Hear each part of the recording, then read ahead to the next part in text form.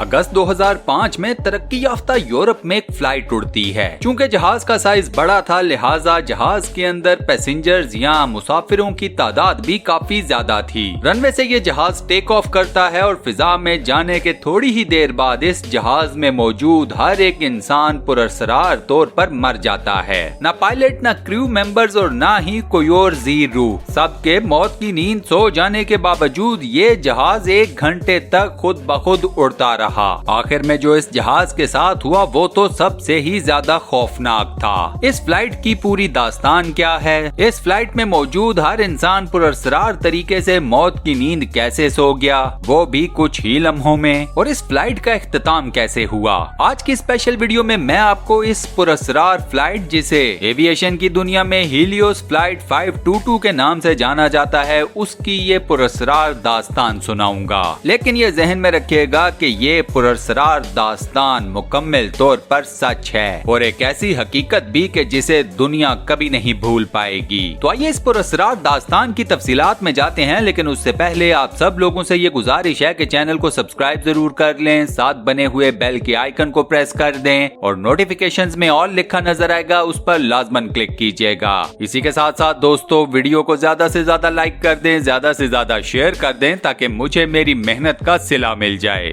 शुक्रिया।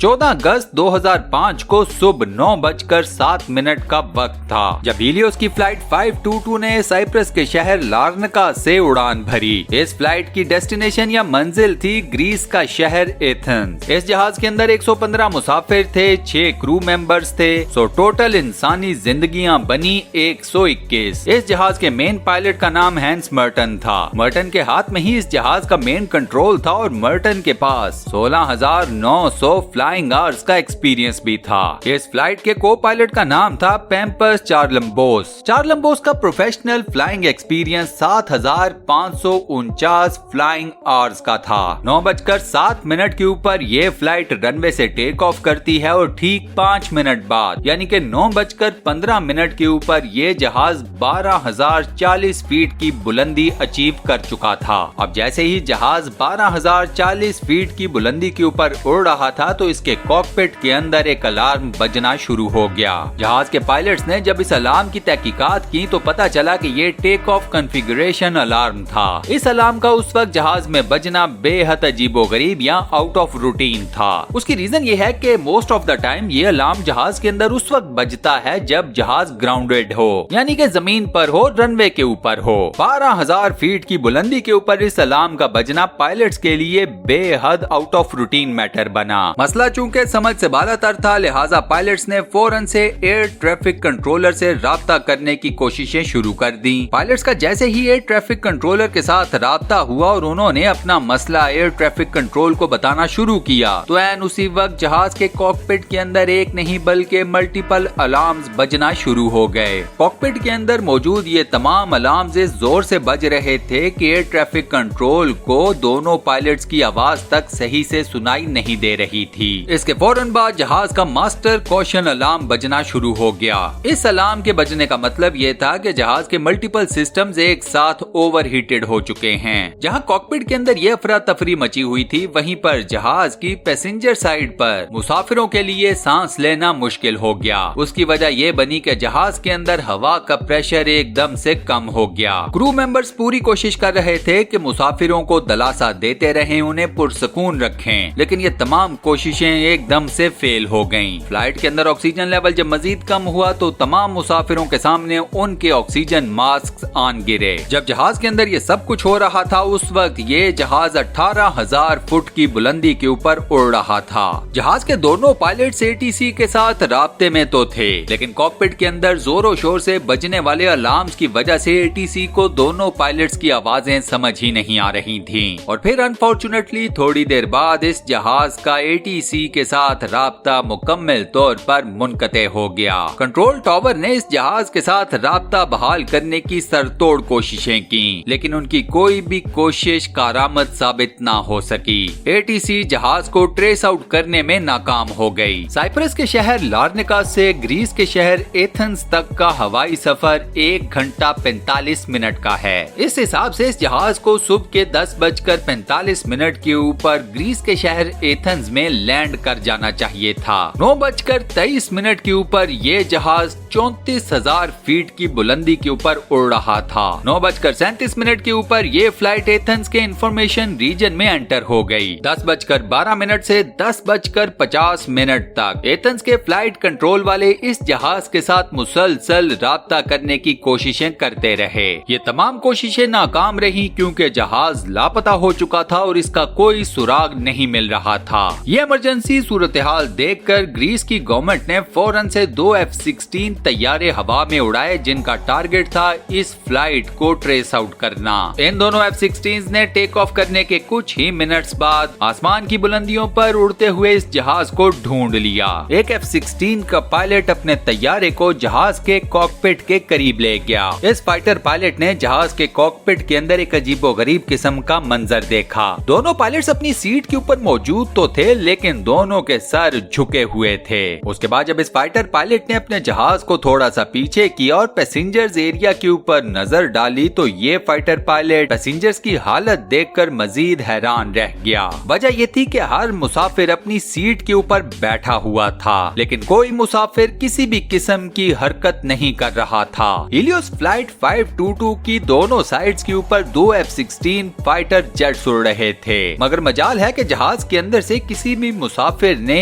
इन दोनों fighter jets को देखकर कोई रिएक्शन दिया हो। पैसेंजर साइड के ऊपर भी हर मुसाफिर का सर नीचे को झुका हुआ था। इसके कुछ ही लम्हों बाद दोनों फाइटर पायलट्स ने एक शख्स को केबिन एरिया से निकलकर कॉकपिट के अंदर दाखिल होते हुए देखा। कॉकपिट के अंदर दाखिल होकर ये शख्स जहाज की मेन सीट के ऊपर बैठ गया। मेन पायलटिंग सीट के ऊपर बैठने के बाद इस शख्स ने जहाज के मेन कंट्रोल्स को अपने हाथ में ले लिया। एक जिंदा शख्स को कॉकपिट के अंदर देखकर एक फाइटर पायलट ने उसकी तरफ हाथ हिलाना शुरू कर दिया। हाथ के इशारे देखकर जहाज के कॉकपिट में बैठे हुए इस शख्स की तवज्जो फाइटर पायलट की तरफ गई। ये शख्स शायद फाइटर पायलट को कुछ बताना भी चाह रहा था लेकिन अनफॉर्चुनेटली इस शख्स की जुबान से कोई अल्फाज नहीं निकल रहे थे। अभी ये सब कुछ चल ही रहा था कि अचानक से जहाज की लेफ्ट साइड का इंजन एक धमाके से फट गया। जहाज के इंजन के फटते ही जहाज लेफ्ट साइड को झुका और जमीन की तरफ गिरना शुरू हो गया। कॉकपिट के अंदर बैठे हुए शख्स ने जहाज को कंट्रोल करने की कोशिश की लेकिन ये कोशिश बेसूद रही।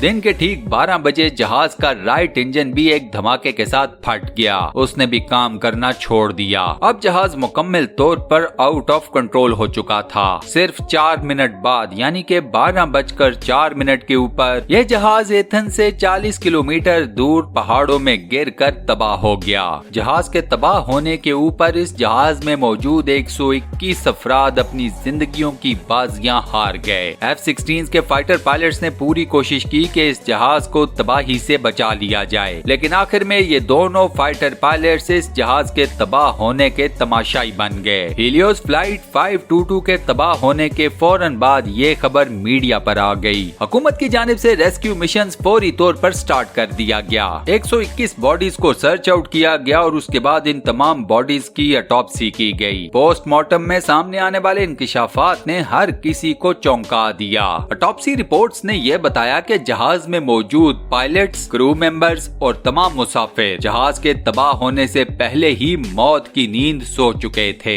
इस हकीकत के सामने आने पर एक बहुत बड़ा सवाल ये पैदा हो गया कि जब जहाज में कोई भी शख्स जिंदा नहीं था तो तकरीबन 2 घंटे तक इस जहाज का कंट्रोल किसके पास था? कौन था जो तकरीबन 2 घंटों तक इस जहाज को फिजा में उड़ाता रहा? इस सवाल का जवाब सामने आया एंड्रियास प्रोडोमो। ये वो शख्स था जो कि जहाज के केबिन एरिया से निकलकर कॉकपिट में आया और इसने आकर जहाज का कंट्रोल अपने हाथों में ले लिया। एयर ट्रैफिक कंट्रोल पर भी जो आवाज इस फ्लाइट से वाबस्ता आखिरी मर्तबा सुनी गई वो एंड्रियास की ही थी। एंड्रियास ने 5 मर्तबा मेडे कहकर एयर ट्रैफिक कंट्रोल से हेल्प की दरखास्त की थी। एंड्रियास के पास जहाज उड़ाने की बेसिक टेक्निक या बेसिक नॉलेज तो था लेकिन एंड्रियास बोइंग 737 जैसे बड़े जहाज को उड़ाने का एक्सपीरियंस नहीं रखता। होते थे। इसके बाद जहाज के तबाह होने की तहकीकात शुरू हुई तो मजीद हैरान कुन इंकिशाफात सामने आए। जहाज में मौजूद मुसाफिरों, केबिन क्रू और पायलट्स की मौत का सबब जहाज का तबाह होना नहीं था, बल्कि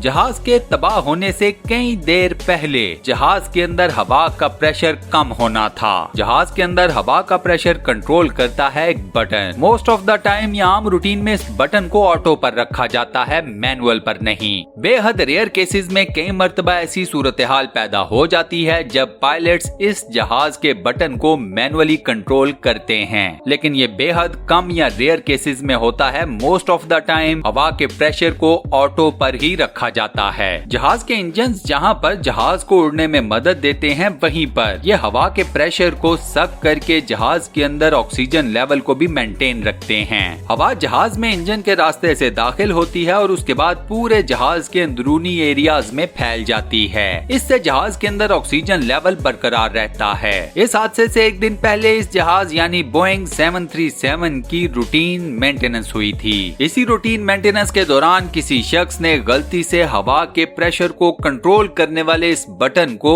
ऑटो से मैनुअल कर दिया। एक और गलती जो यहाँ पर हुई वो हुई दोनों पायलट से। इन दोनों पायलट्स ने भी जहाज को उड़ाने से पहले इस बटन को चेक नहीं किया। इन दोनों ने यही समझा कि ये बटन ऑटो पर ही होगा, ना कि मैनुअल मोड पर। इस बटन के मैनुअल मोड पर होने की वजह से इस फ्लाइट के अंदर ऑक्सीजन लेवल आहिस्ता आहिस्ता गिरना शुरू हो गया। जब कॉकपिट के अंदर ऑक्सीजन लेवल कम होना शुरू हुआ और अलार्म्स बजना शुरू हो गए तो जहाज के दोनों पायलट्स ने अपनी इन्वेस्टिगेशन तो शुरू कर दी कि देखा जाए कि जहाज में अचानक से क्या मसला पैदा हो गया। लेकिन अनफॉर्चुनेटली उस वक्त भी इन दोनों पायलट्स का ध्यान एयर प्रेशर को कंट्रोल करने वाले इस बटन के ऊपर नहीं गया। इसके अलावा जब जहाज में ऑक्सीजन का लेवल कम होना शुरू हो जाता है तो मुसाफिरों के सामने तो ऑक्सीजन मास्क ऑन गिरते हैं, लेकिन पायलट्स को ये फैसिलिटी अवेलेबल नहीं होती।